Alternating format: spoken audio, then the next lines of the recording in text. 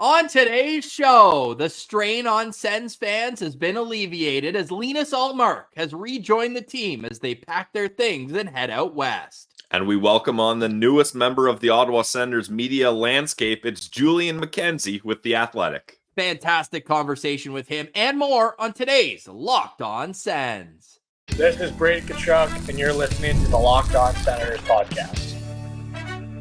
You're Locked On Senators, your daily podcast on the Ottawa Senators. Part of the Locked On Podcast Network, your team every day.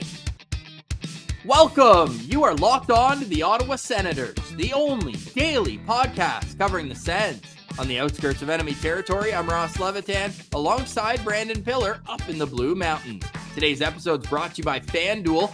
Place your first $5 bet, and you'll get started with $200 in bonus bets guaranteed. Just visit FanDuel.com to get started. You can also follow the show on social media. We're at Sens Central on Twitter, LockedOn.Senators on Instagram. You can find us free and available everywhere you get podcasts, including on YouTube, where a like, comment, subscription go a long way to helping the show grow. Today is Monday, October 21st, and Pilsy, I'm getting some PTSD as the Senators are embarking on their first West Coast road trip. Yeah, the West Coast has not been kind to the Ottawa Senators, especially last year with some devastating road trips. But Ross, I'm spin zoning this as a curse breaker because it's nice that they're starting off any of their Western hockey playing this season with a brand new hockey club, first time ever in Salt Lake City. So that's going to snap this curse, and they're going to start things off fresh moving on forward from there.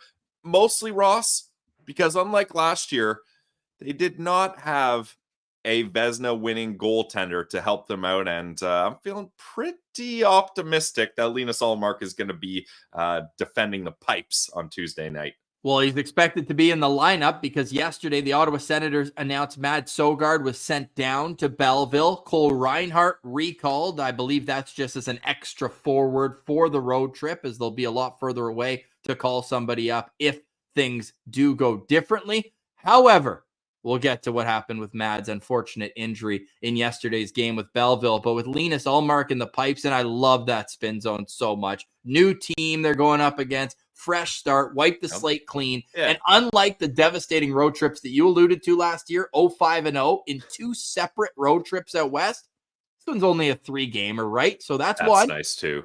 And two, the game on Friday's a 6 p.m. Eastern start. So these are just little things. We're trying to change the feng shui around how this team plays on the road. Yeah, exactly. It's nothing like last year's, guys. So don't that PTSD you have, Ross, tuck that away. It's not going to be an issue, and it's going to be very interesting to see how this team fares on their first road trip. I mean, new coaching staff, lots of new players, so let's see if they can get off to a hot start up against a Utah hockey club, Ross, that has been performing better than people expected. But we'll get to a full game day preview and take a look more deeply at this new franchise on tomorrow's episode. Senators are 0-1 on the road so far this season. Last year, they went 16-23-2 outside of the Canadian Tire Center. So that to me says this is a fresh start, new beginnings. You're going to be hearing us say that a lot over today and tomorrow, but they're going to have to show it on the ice. And Utah's 4-1-1 this season. So they're a good hockey team, good young team, a lot of skill. They are dealing with a couple injuries, as are every team in the National Hockey League. But what are you hoping to see from the team this week that they can build on from their first 5 games? I want to see them get a win in dominant fashion, Ross. Like the home opener, 3-1 win where they barely hang on thanks to Linus Ullmark. Then you've got the 8-7 overtime win. That's not a sustainable way to win hockey games. And then they're able to shut the door on the Tampa Bay Lightning for a 5-4 win. Let's see that puck line hit on FanDuel for the Ottawa Senators, especially to start off the road trip. That would be great. And some 5-on-5 goals would be nice. Look, you have to have special teams to win in this league. Yes, you have to. You have to. So we won't apologize for that, but we will say, look, it's becoming a bit of a trend that the Senators are near the bottom of the league in even strength production.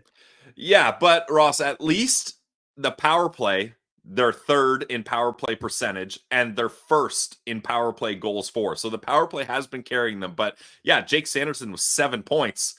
None of them 5-on-5. And he's playing like 27 minutes a night. You'd think he'd be able to at least cash in on a secondary assist or something. So yes, the 5-on-5 play certainly needs to be better. I will say, though, I appreciated the lineup changes that Travis Green made, rejuggling the top 6 in particular. The only line stayed together was the one we asked to stay together, that fourth line of Cousins, Gaudette, and McEwen. But up front, they found something here, it looks like, in the early going with Norris, Giroux on the left wing, and Batherson on the right side.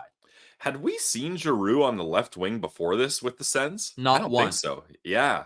So that was an interesting move by Travis Green, but I like it because, Ross, we kind of tinkered around with, okay, if you're going to split up that top line, where does Giroux go? I don't think you really want to send him all the way down to the third line, but I don't think Batherson's a guy that really should be sent down to the third line. Maybe you elevate him instead, but I think they've spread the wealth on this lineup a little bit better with the way they lined up against the Bolts. And if you look at the analytics too, it really shows that the Ottawa Senators found a trio that works. Giroux, Norris, Batherson was out there for 11 minutes, and they have a 75% expected goals when they're on the ice. Claude Giroux had his best game of the season easily in the last game against Tampa. 2 assists in the first 11 minutes of the game. Well, and I think, Ross, it helps. Giroux's the kind of guy where he wears his heart on his sleeve, and he's very hard on himself and teammates. When he had that pretty bad backhand pass on the power play that led to a shorthanded goal up against the Devils,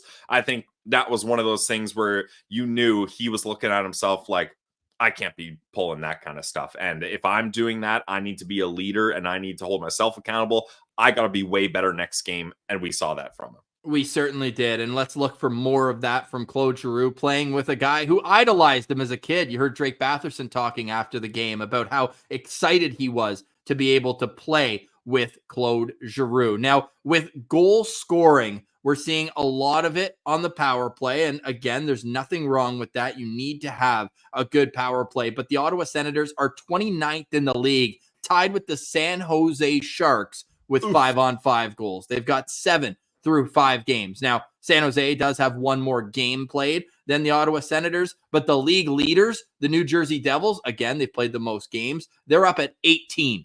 So 11 more goals at 5-on-5, and there's a whole host of teams like Buffalo's 2-4-1 this year, and they have 17 goals at 5-on-5. So you know what? It's not a clear indicator that 5-on-5 goal scoring will translate to success at the end of the day. But the Senators are 3-2 so far this season, and they got to win at least one. They got to come home with 3 points, I think, from this road trip to give you that confidence going forward that there's going to be tough games. And this is a tough road trip. Utah, Vegas, Colorado.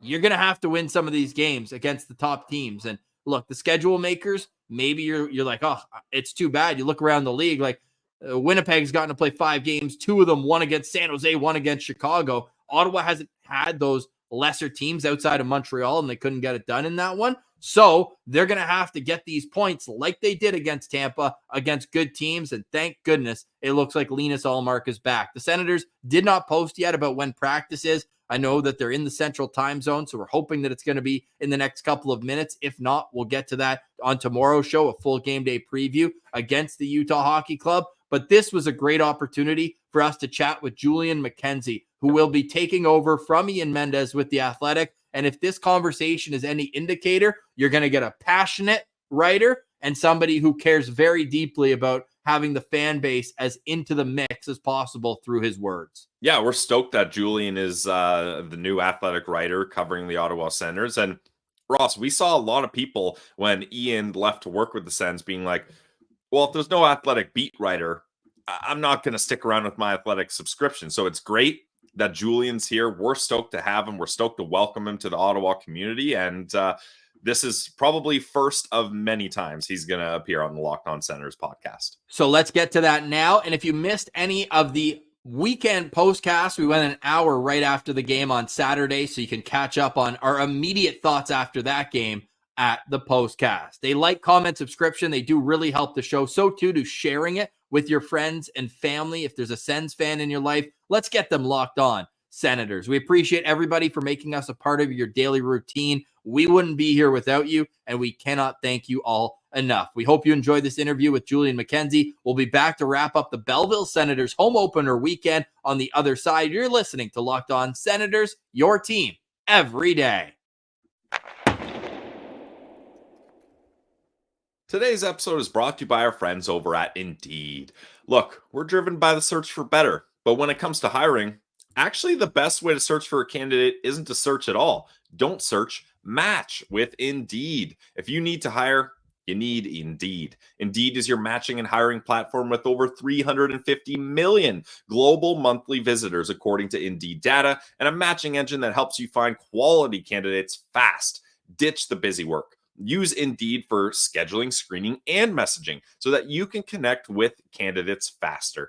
And Indeed doesn't just help you hire faster. 93% of employers agree that Indeed delivers the highest quality matches compared to other job sites. So what are you waiting for? Join more than 3.5 million businesses worldwide that use Indeed to hire great talent fast. And listeners of this show, you're going to get yourself a $75 sponsored job credit to get your job more visibility at Indeed.com/lockedon. Go to Indeed.com/lockedon right now and support our show by saying you heard about Indeed on the Locked On Senators podcast. Indeed.com/lockedon. Terms and conditions apply. Need to hire? You need Indeed. Today's episode is also brought to you by the GLEBE Central Pub. You hear us talk about the GLEBE Central Pub. You could see us at the GLEBE Central Pub because whenever we're in Ottawa, we make sure that 779 Bank Street is the place to go. You go there for great food. Pillsy loves a good chicken wrap. I love a good plate of wings, and you can get that and a whole lot more. We have their nachos too. Absolutely delicious before going on the Sens shuttle. Yes, that's right. You can head to and from the CTC on the GLEBE Central Pub shuttle for just $17. What a steal. The bus leaves an hour and 15 minutes before the game. Sue knows all the back roads. Look, for the home opener, we were nervous because we're big introduction guys. We want to see if anybody trips over the cord, anything like that. And guess what? We made it there in plenty of time because Sue gets you to and from the game with ease for $17 and will bring you right back to the pub after the game. So leave your car at home. If you live in the downtown core, you got to get to the GCP. You can go buy your tickets on their website, GLEBECentralPub.com, and just head there even if you want to watch the game and you're not going a road game like this week. Just go there on a game day and let them know that Locked On Senators sent you and get 10% off your bill. How cool is that? The vibes are free at the GCP, so go visit them at 779 Bank Street and let them know that Locked On Senators sent you. All right, now let's get to our conversation with the Athletics' Julian McKenzie. All right, we now welcome on a very, very special guest. It is the writer with The Athletic for your Ottawa Senators. You can also find him on the CJ Show on the STPN.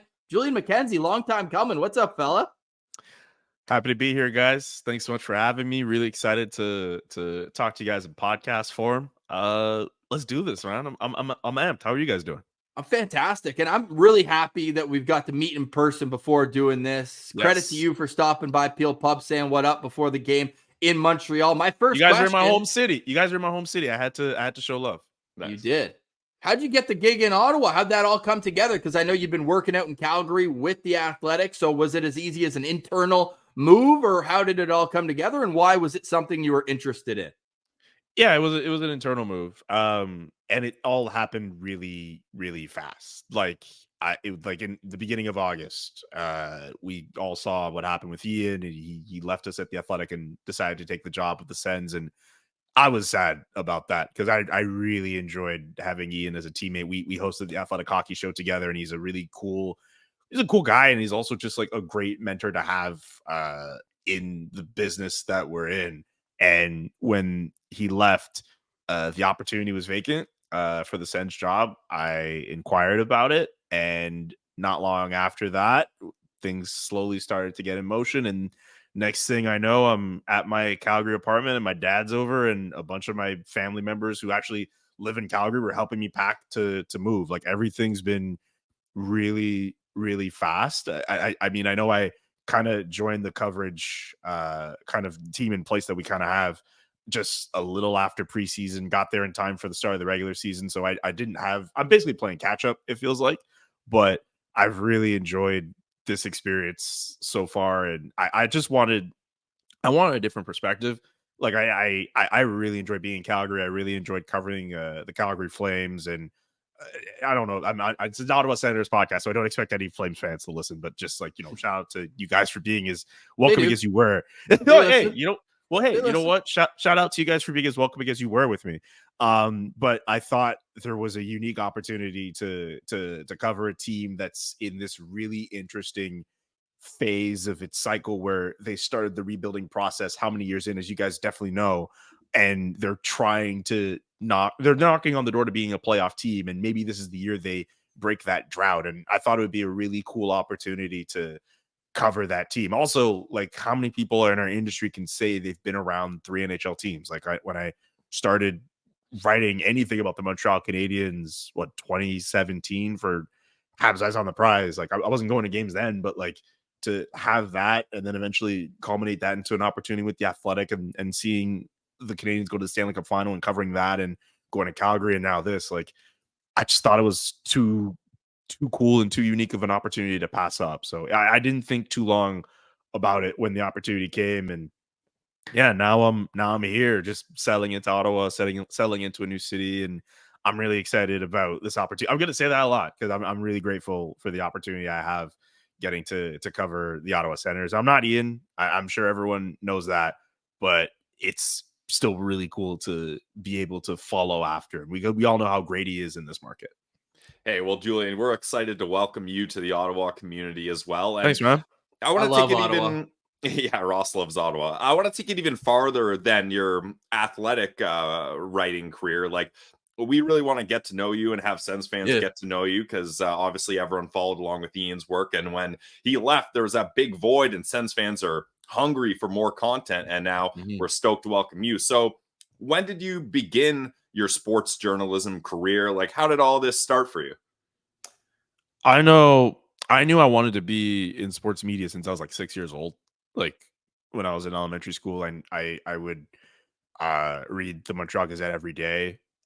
Whoever would deliver the newspaper at like 5:30 in the morning, I would get up super early. I would like meet them at the door, and I would take the newspaper, take out the sports section, read through it, read it over it again at breakfast, and then get on the school bus and go to school.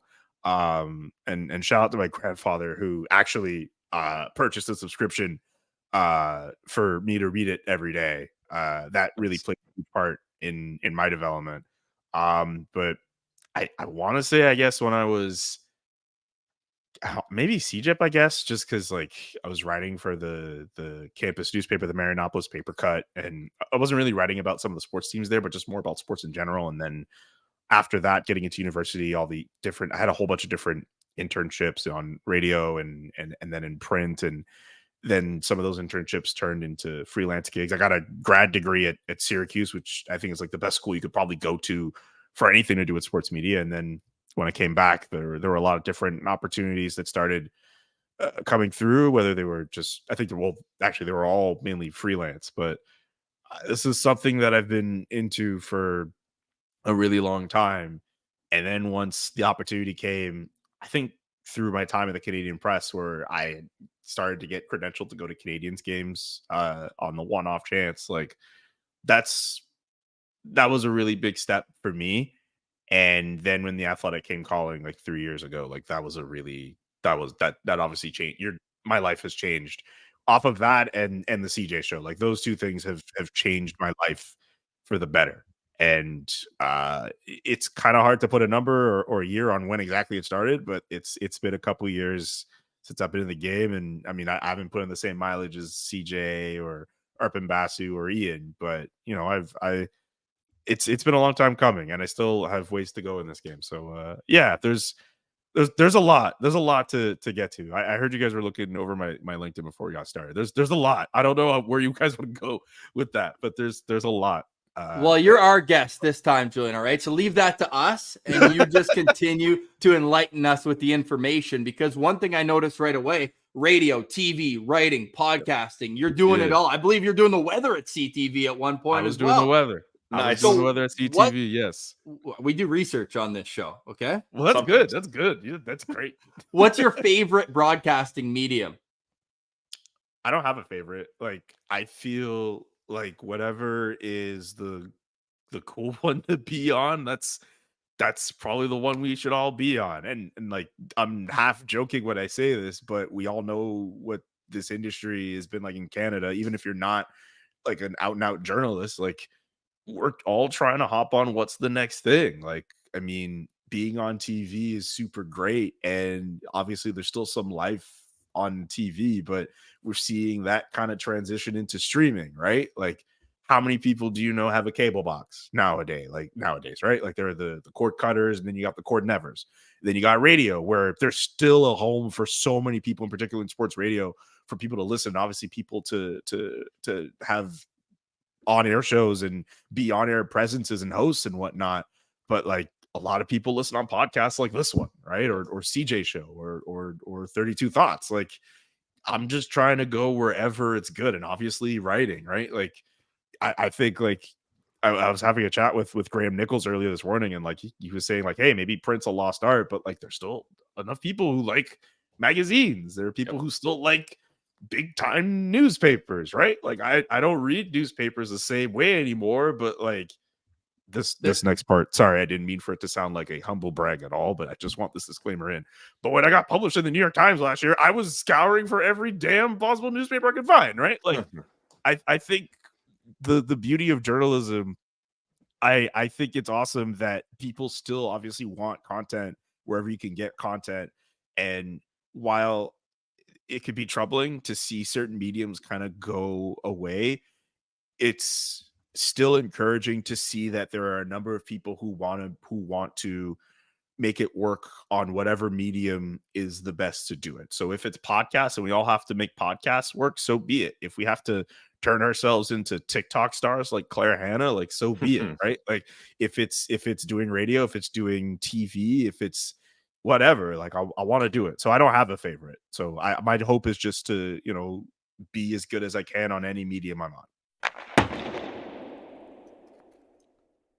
Hope you're enjoying our conversation with Julian. We'll get right back to it. But first, Pilsy's got a word from one of our favorite sponsors. Yes, Ross, this episode's also brought to you by our friends over at FanDuel. Hey, NFL fans, you can start your season off with a big return on FanDuel, America's #1 sportsbook. So when you get a hunch in the middle of the game, you can check out the latest stats, view live play-by-play, and so much more on the same page where you place your bets. And if you're new to FanDuel, you'll get started with $200 in bonus bets guaranteed when you place your first $5 bet. And Ross, obviously, FanDuel is the spot for any sports betting you want, but they're always coming up with some fun new stuff. I saw on Twitter today, if you're a big weather guy, maybe our friend Julian, who did weather back in his day, will know this, but they got first snowfall odds for Toronto, Ontario. I'm not kidding, Ross. First snowfall odds. If you're in enemy territory, you can bet on FanDuel that it will snow in Toronto October 31st or earlier. You get plus 410 odds on that, or pick will it snow from November 1st to November 15th. You get plus 160 odds on that. So if you think you got a hunch on the weather, go to FanDuel.com, guys. That's where we go. It's FanDuel.com. That is amazing. Check them out at FanDuel, the official sports betting partner of the Locked On Podcast Network. Now back to our conversation with Julian McKenzie. So as a guy that spent obviously a lot of time in Montreal, you reference it as your home city. So you obviously are aware of Ottawa and the Sens. I'm curious, Julian, what was your opinion about the Sens before you started covering the team? And I know you've only been there a short while, but versus how you see it now. I've never really had any like obviously we've all grown up as fans, and like there was a time when I was like a Canadians fan, but like growing up as a young kid and not knowing any better, and you'll understand why in a minute when I say that, like in Quebec, obviously a lot of people are francophone and they'll watch hockey in French. And growing up at home, not having cable for a couple years in my life, if I wanted to watch the Montreal Canadiens, more often than not, I'd have to go on either RDS or Radio Canada. But like as a primarily Anglophone person, I'm thinking, oh, I want to watch something in English because that's the language I understand. As a result, there were a lot of times when I would sit down and watch Hockey Night in Canada on CBC, and the two teams would come up a lot are the Ottawa Senators and the Toronto Maple Leafs. And like as a kid, still like, obviously loving hockey for as long as I have, like the idea of a rivalry for me just was not like a thing for me in my head. It took me a while to realize that like, oh, right, like there are teams you're not supposed to like. So there was like a period where I would just like watch Ottawa Senators games and I'm like, oh, like this is cool. Like they have Martin Havlat, they have Daniel Alfredson, like they have all these really cool players, Daniel Chara, like Wade Redden, like Ray Emery, like he's this incredible talent in net and like go all the way to the Stanley Cup final against the Anaheim Ducks. Like it was cool to watch the Ottawa Senators on TV and see what they were about. And like I remember once like my mom went to some store and like bought these random like bootleg Ottawa Senators and like Leafs jersey, and I just had them like as a kid. So like I never really thought like negatively of the Ottawa Senators in particular. I think after a while, like getting older and then eventually becoming a Canadiens fan, you're like, okay, like fine, like all right, I'm not supposed to like the Sens or I'm not supposed to like the Leafs. And then like once I started writing, like all that fandom went away. So for anyone listening who's all like, oh, this guy's a Canadiens fan, that's not true. We wouldn't have you on if we thought you were. Yeah, exactly. I just want that clear. I just want to make that clear because there's gonna be people who are gonna be like, "Oh, this dude has a Montreal perspective." Like, no, like after, like, I think it's important for the job that I'm in to not be a fan, but I also think like for me to be like, "Oh, I was never a fan of everything. I'm just this robot." Like, that's not true. Right. So, all that to say, like, my thoughts on the Ottawa Senators as a team, I always thought they had these cool competitive teams, at least in the 2000s, anyway. And the 2010s, maybe a bit of a different story. I mean, they did for sure, especially with some of the different quality of players that they were able to assemble in that time. Guys like Erik Karlsson, as an example. And then just like kind of getting into more of the journalism world and trying to get an idea of what the rest of the league is like, just seeing them, especially the last few years, try to rebuild and try to assemble players and seeing what guys like Pierre Dorion have done with the team. Like, I don't know. I feel like this is not the Senators team I've come to expect, where even if they're in a small market, like they're still like a pretty cool team. Like they still have some really cool players that, I mean, I guess if you look through the history of the last few years, guys like Mika Zibanejad or Mark Stone will obviously come up in the history, but like these last few years of them not being a playoff team, that's not what I've really come to expect. But yeah, hopefully that's a long-winded way of answering the first part of the question. The second part of the question, like I'm still getting used to being around the players on this team and meeting some of the guys. I've liked the way I've been able to kind of just casually just talk to some of the guys too. And obviously the media people here have been really great. But yeah, I think I need to go through a full season before I really get a better sense of what this team really is like. But you can't wait a whole season before firing out some takes. And your latest this morning is things that you've learned through 5 games with the Ottawa Senators. We just retweeted at Sens Central. Of course, you're already following Julian, if not MKA McKenzie on Twitter, and make sure you're subscribed to The Athletic. JKA McKenzie, JKA, not MKA. Oh my goodness, JKA. I'm not a very good wordsmith, which is ironic for the profession that we're in here. But Julian, what is your biggest takeaway so far through these 5 games? So, as the guy not in this market up until about a couple weeks ago, I was not as familiar with Jake Sanderson's game. Nice. I think through 5 games, he's been the best player on this team. Yep. In the league. I'm not. Here's the thing. I think, I don't know how it was last year in terms of what it was like with him and Thomas Chabot on this team, in terms of, you know, who's the number 1 defenseman on this team, who's the number 1 power play guy on this team. I'm sure there was some back and forth and all that, but I think now through 5 games, there should be no doubt. It should be very clear who the number 1 defenseman on this team is. And I think for teams that want to be considered among the best in the NHL, obviously you need the core of players to build around, and you need a number 1 defenseman on this team. And I think for a guy like Jake Sanderson, who has the offensive ability, like he's tied for the league in power play points with Cale Makar. The fact that he doesn't have as many points generated at 5-on-5, okay, you want to see that get picked up over the next few games. I don't think he has a point at all at 5-on-5. His other point is shorthanded. Yeah. Yes, exactly. Like, it's for me, it's like, okay, you want him to pick up on that front, but the fact that he has been able to generate points and the fact that the power play has seen some success and he is a reason why. You want that as a strength, right? You want to see that from a player of his caliber, and you want to see him in situations where his defensive impact is a positive and not a negative. I think at the beginning of the season, it wasn't as strong. Like I can think of one of the first few games of the year where way too many giveaways, either from him and Shabbat. And I get it from the position that they play. Giveaways are going to happen when you have the puck as long as you do. Yeah. But when you're in your own end and you're making those mistakes, you don't want that. But I also think since then, like I think his play at that end of the rink has improved. So I would say my strongest take out of those 5 takeaways is that Jake Sanderson's the best player on this team. And if he keeps this up, like maybe you have to have that conversation about if he's on that US 4 Nations team. That's a stacked defensive core of players that they have already. I think he's already someone you consider. And I think the start that he's had so far, like if he keeps this going, maybe we see him in February with Team USA. If we're in the Norris conversation, you need a lot more of the season to get there. But I think it's a really strong start for him.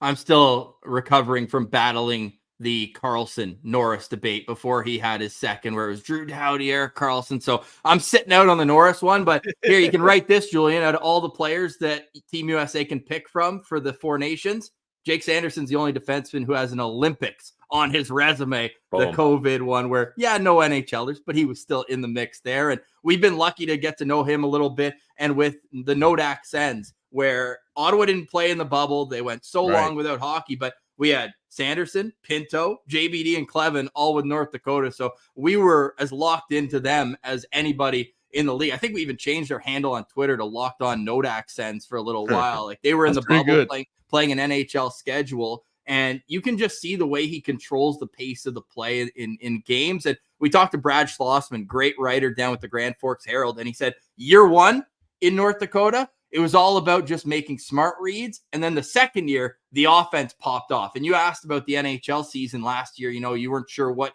kind of his ceiling was there, but it was similar, where it's like he was just getting comfortable. He was also playing with maybe not the best partners at that time. And you're just like, okay, once he got put with Zub midway through last year, you just see it automatically. He's like, okay, my instincts offensively are now going to kick in. And it's just added such a cool element. And we're lucky to get to watch him because he's one of those players where, this year the points are jumping off, but last year you could see it, just the way that he's got this energy to him as well. Like a minute shift, he's as effective in the last 10 seconds as he is in the first. It's a great skill. So I love that takeaway. Pillsy, you got one here? Yeah. What's one storyline that you're looking at, Julian, covering a new team and you're like, ooh, I'm going to follow along how this is going to go the rest of the season? Like what intrigues you the most? Well, it's the fact that this team hasn't made the playoffs in 7 years. And this season is all about them trying to break that. Like, I think for me, that's the prevailing storyline that I'm going to be following throughout this season. Like if the Senators team does it, it's going to be, how did the Senators do this? Like, how was it for guys like Thomas Chabot who have sat in press conference rooms being asked questions about, okay, is this the year you guys are going to make that next step, only for it to not work out this way? Like, what did this team do to put themselves in that position? We saw them in the offseason add guys like David Perron, and Nick Jensen and Nick Cousins, and guys who have been on playoff teams before, and in particular in the case of Perron and Cousins, guys who have won Stanley Cups, who are able to add themselves to a young team like the Senators and try to give them what they need on that front.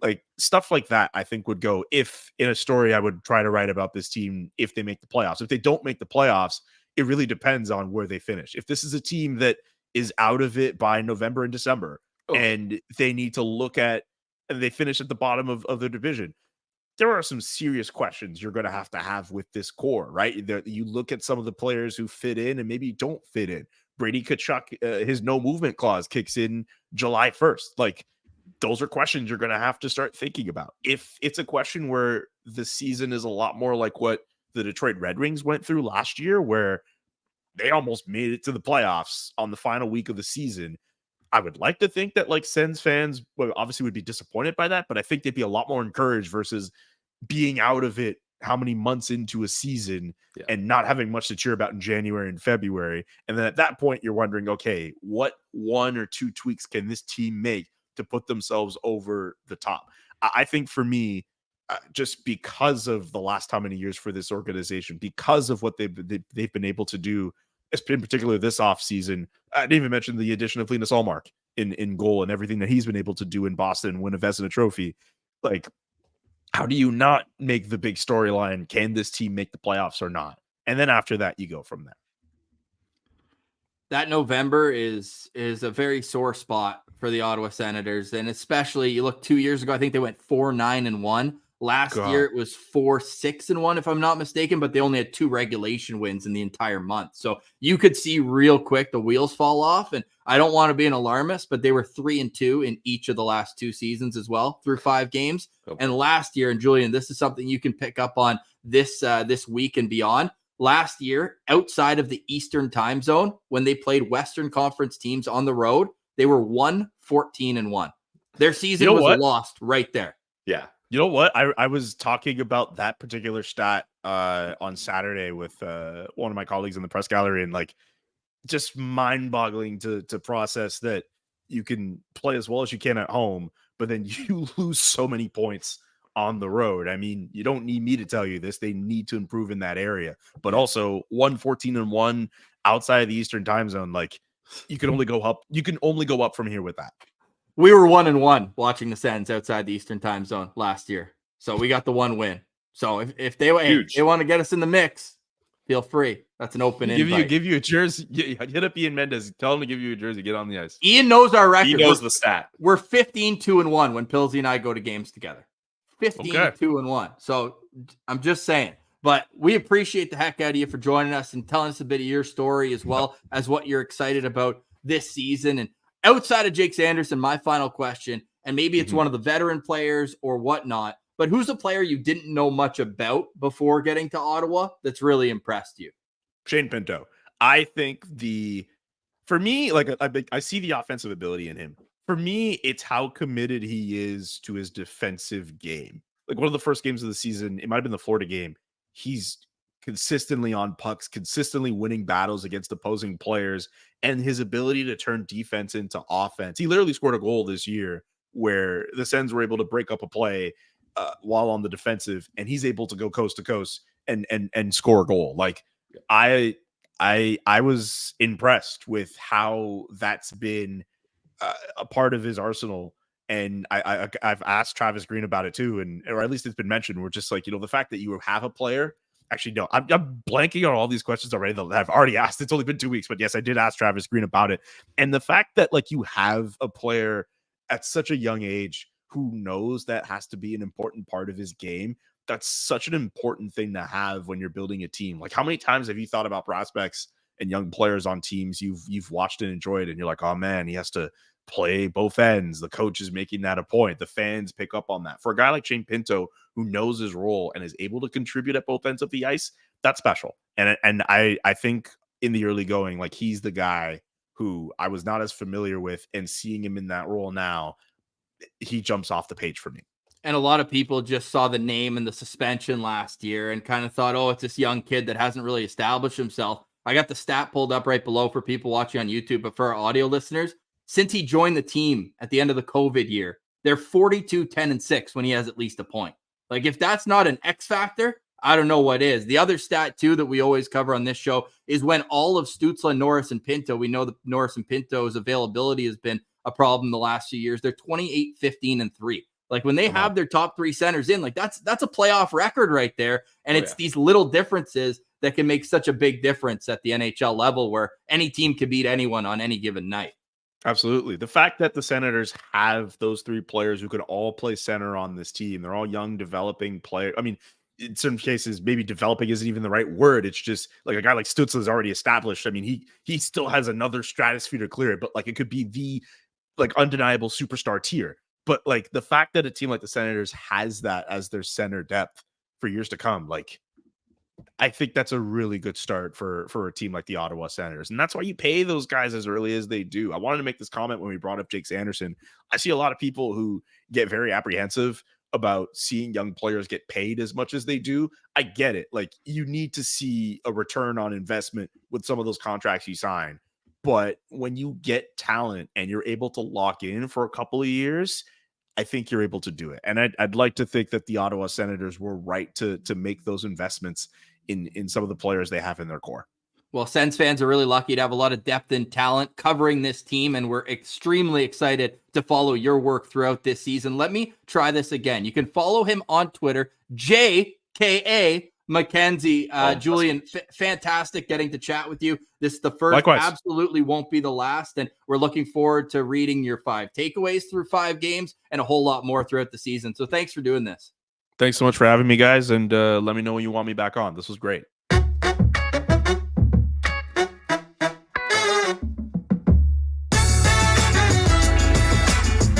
All right, Pilsy. First off, stick taps to Julian for joining us. Really fun conversation and looking forward to reading more of his work throughout the season. Any final thoughts on today's show? Before you get to that, actually, because I know where you want to go, the Ottawa Senators actually made another roster move yesterday, sending Tomas Hamara back to the OHL. That's a little interesting. The Brantford Bulldogs already have 3 overagers, but no imports. We know it's a quasi-Sens development team now with Andlauer owning both them and the Sens. He did play there last year. What are your thoughts on this move? I think it's interesting because you were hoping Tomas Hamara would make that next jump. But Ross, every time the Belleville Sens post their lineups and show that he wasn't in the lineup, you're like, well, how's he going to leapfrog any of these guys? They have such a good defense core when you look at Matim Paolo, Roos, Davies, Sabrango.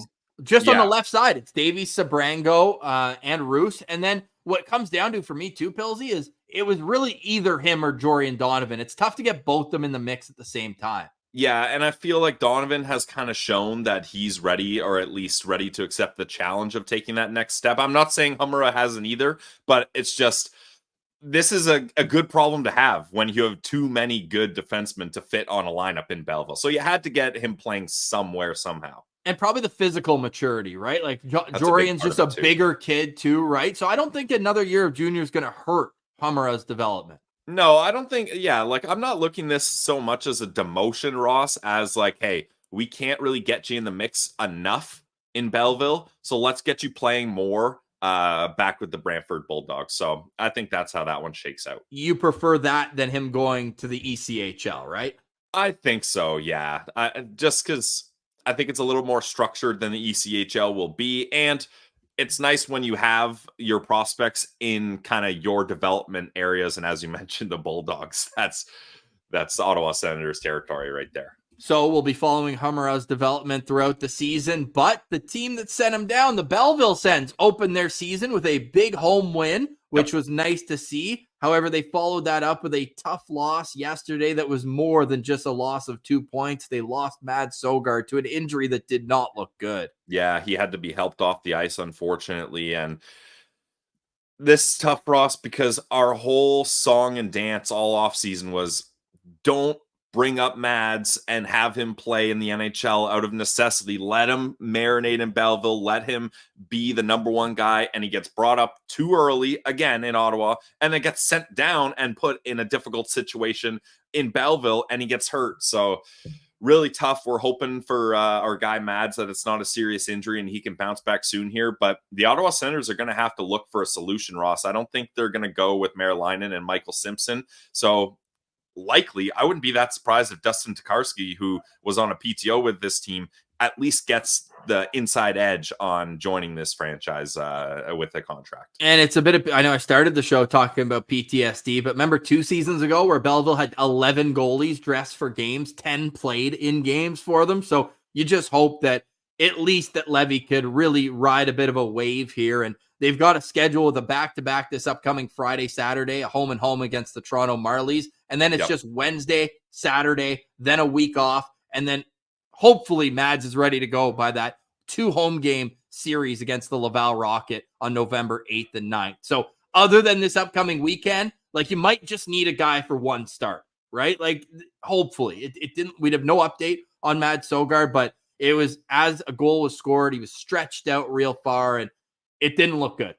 That's what it comes down to, unfortunately. Yeah, and Ross, the Marlies are off to a hot start. I believe they're 5-0 so far, and that's a division rival you want to be able to gain some ground on. So hopefully they can find another goalie for this weekend, because I know you're a fan of goalies playing back-to-back, but I'm not, especially when he's supposed to be the backup. Now he's the number one. If he gets hurt in a back-to-back situation, then a team in Belleville where they've invested a lot of money in veteran contracts and have big expectations this season, you're getting off to a rocky start. So we're hoping we can see a little more health when it comes to the crease. And it's unfortunate because Mads was off to a good start down there. He only allowed 3 goals in those 2 games. So 1.69 goals against, a .930 save percentage. Wow. Meanwhile, Levy's got an .852 save percentage through 3 games. But maybe him getting a couple in a row here could help him out. It was a 5-4 win over Utica on Saturday, and then they fell yesterday 5-2 to Syracuse. So we'll be following along because Belleville, we know they've invested a lot of time and money in there, and the good people, the Bay of Quinte, deserve to see a winner. Unfortunately, their best player in the early going just got plucked up to Ottawa for this road trip. Cole Reinhardt with 3 points in the home opener, had 5 points in the first 3 games of the season. I hope he gets into a game, right? We'll maybe talk about this later in the week. I don't know if this road trip is that, but remember the only game he played in the NHL, he was in the box for the game winner against Nashville? Yeah, and this is a call-up that is earned. The other one was more out of, it was a numbers game during COVID. They had to bring someone up. But I mentioned it in the offseason, Ross. Keep an eye out for Reinhardt being one of the first call-ups because I believe he's a perfect fourth-line NHL guy. He's not a guy like Crooker where you think, you got to get him a little more minutes with some more offensive players. I think Reinhardt can fit perfectly in a fourth-line role for a short term with the Sens, and he's been a good soldier for this franchise, Ross. He's played 228 games in Belleville, so I think he's worked hard enough to earn at least an opportunity to make a better impression in the NHL than he did his first game. And the final of the prospects that we will discuss here is Carter Yakimchuk, who teed another one up from his spot on the power play. He's up to 3 goals and 3 assists in 4 games. Is that good? Yeah, that's good. The math guy, that's good, Ross. So hopefully we see more from Carter Yakimchuk. It was a 6-1 win for his Calgary Hitmen. Since he's been back, they're 2-1-1. So he's helping him out. He's +3, and get this, Pillsy, his shots on goal through 4 games. You want to take a stab at how many he's got? 4 games. I'll say 16. More. 20? 19 shots on goal Nice. in 4 games. So obviously the Yak attack is something we will be paying close attention to as the season rolls on. Tomorrow, it's game day for the Ottawa Senators, a 9:15 Eastern start. It's a day where the NHL is staggering 32 teams, Love it. 16 games, all 15-minute intervals, and we'll have the postcast for you around midnight. Postcast after dark, if you will, but that could be your Wednesday morning commute. And then on Wednesday, we will have the co-host of the 32 Thoughts podcast, friend of the show, Kyle Bukauskas. So looking forward to that. Hope you enjoyed the interview with Julian McKenzie. Make sure you're following his work at The Athletic and him on social media as well. For today, we say goodbye. Thanks so much for watching, listening, engaging, and commenting and sharing the show. It really does go a long way, and we appreciate every single one of you. For Brandon Piller, I'm Ross Levitan. This has been another edition of the Locked On Senators podcast. Your team every day.